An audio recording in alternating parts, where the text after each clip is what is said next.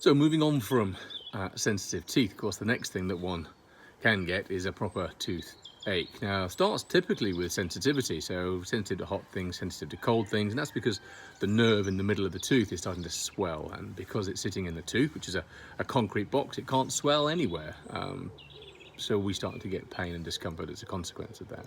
Now, if we are getting some swelling problems, one might imagine that the best thing to do here is try and take something that's going to combat the swelling. So anti-inflammatories are a good tablet to take. Ibuprofen is probably the easiest one to get hold of. However, if you are exhibiting COVID symptoms, and we all know at this point what those are, so the elevated temperature, the cough, lethargy, muscle aching, all of those sorts of things, don't use ibuprofen. There are some issues potentially around using ibuprofen, constricting the bronchioles and the lungs, and clearly that's going to cause other breathing difficulties, which one does not want to have.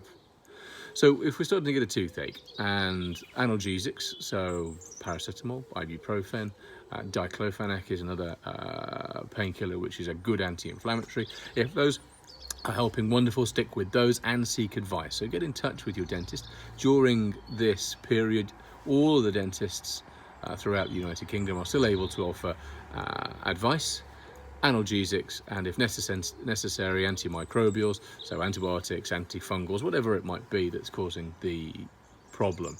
Once we've done that, think about, okay, what sort of symptoms have we got? So this is going to help your dentist diagnose over the telephone. So how long has it been going on? What are the severity? Sort of a pain scale 0 to 10 is helpful. What makes it better or worse? Again, hot things, cold things, lying down, pressing against it. Do the painkillers work? How long do the painkillers work for? How long does the pain last for if it comes on in waves, which often it does? Does eating make it better or worse? So putting pressure on your teeth, if you lean on the surface of your teeth, do you get discomfort?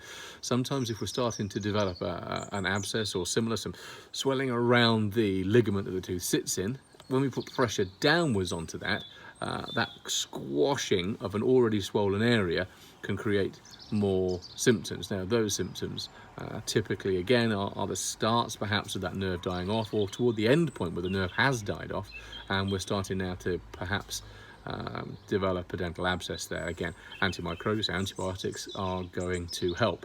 So get in touch with the dentist at this point, describe all of those symptoms. It helps cut down time, and of course helps them diagnose it better. If we diagnose it better, the likelihood is we can get it fixed.